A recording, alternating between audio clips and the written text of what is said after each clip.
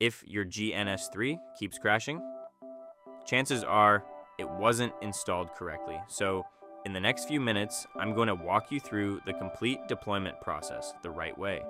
And by the end of this video, you'll have a stable lab environment ready to build real networks. Let's get started.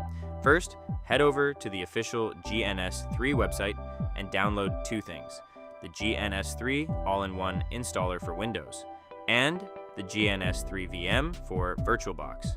You can find the download links in the video description below. Please do not skip the GNS3 VM, so download both files before moving forward.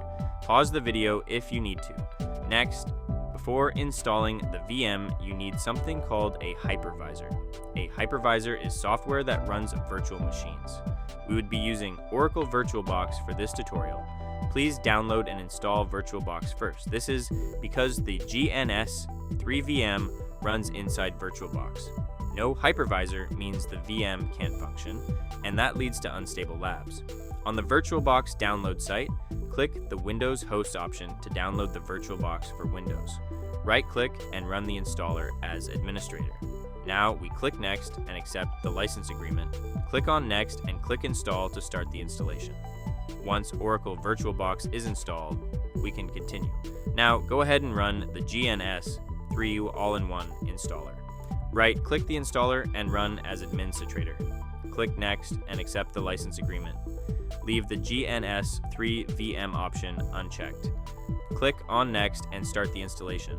In most cases, the default settings are perfectly fine. Click Next and accept additional package installation. This usually requires internet connection to download additional packages from the internet. Once installation finishes, don't open GNS3 just yet. We need to import and configure the VM first. Now let's open our Oracle VirtualBox installed a few minutes ago. Now let's import GNS3 VM file you downloaded earlier.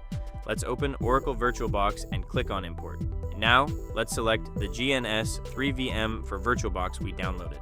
Now click on Next. For better performance, optimize the VM resources. Let's set the RAM to be 6 GB and CPU to 4. Now, click on Finish and monitor the appliance import progress. Once the import is complete, go to Settings and ensure Nested VTX is checked under System Processor. Also ensure Virtualization is enabled on your server or machine. Now, let's restart our server or machine. Now, let's power it on once just to confirm it boots properly. This screen shows that GNS3 VM is working as expected. Now, open GNS3. Navigate to Edit-click on Preferences and go to GNS3 VM. Check the box that says Enable the GNS3 VM. Now select VirtualBox as your virtualization engine. Click on Apply and then click OK. If everything is configured correctly, you'll see the status show as connected. Now we see the GNS3 VM is connected and running. That connection is critical. It means your GUI and your VM are communicating, and that's what keeps your lab stable. At this point, let's confirm everything works. Create a new project. Drag in a basic switch template. Start it and access the configuration terminal. If it boots without errors, your deployment is clean. And that's it. You now have a properly deployed GNS3 environment, the same foundation professionals use to build enterprise labs. If this helped you avoid hours of frustration, please like and subscribe. You can watch the full video on YouTube, video link available in the description below.